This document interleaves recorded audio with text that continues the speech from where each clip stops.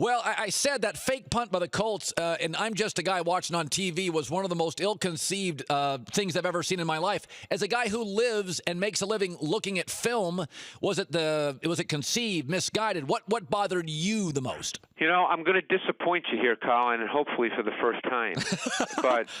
But these kinds of questions on plays like this, I have nothing to add to the discourse. Yeah. Here's the way. There's only two possible ways to feel about it. Either you thought it was a moronic call, or you thought it was a good call and it didn't work. There's no other way to look at it. There's lots of plays in games where we all watch games, and as fans, okay, and you think good call, bad call. I think back to many calls over the years. In the Super Bowl that the Colts lost, for instance, to the Saints, when Sean Payton tries the onside kick at the start of the second half, and the ball goes right to Hank Baskett. Okay, my daughter could have caught that ball, but yet it fell out of Hank Baskett's hands.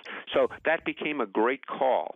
Okay? Now, up to that point in the game, they had not stopped Peyton Manning one time. If Hank Baskett catches an easy ball and they give the Colts a short field, is Sean Payton an idiot? Yeah. I mean, I don't. These calls are pointless to debate, in my view. Yeah. Because they become only debatable when you have access to the result.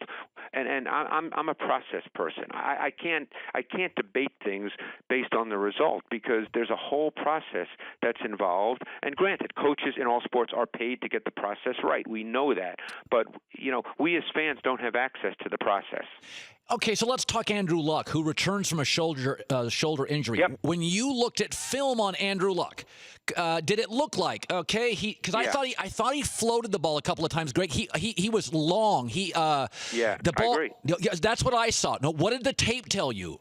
No, I watched him really carefully, Colin, because I knew a lot of people would ask me, and I felt that his shoulder was still bothering him watching him throw the ball. He couldn't quite get to his natural arm slot with his full range of motion. Now, because of that, in my opinion anyway, they really went much more in the first half to 3-step and 5-step drop timing, and they got the ball out quick. And by the way, I think they should do far more of that, because I think it helps their offensive line, because I don't think their offensive line is really good enough for them to do the deep drop pass game. That's why Luck gets hit so much, because it's a deep drop pass game with an O-line that's really not conducive to that.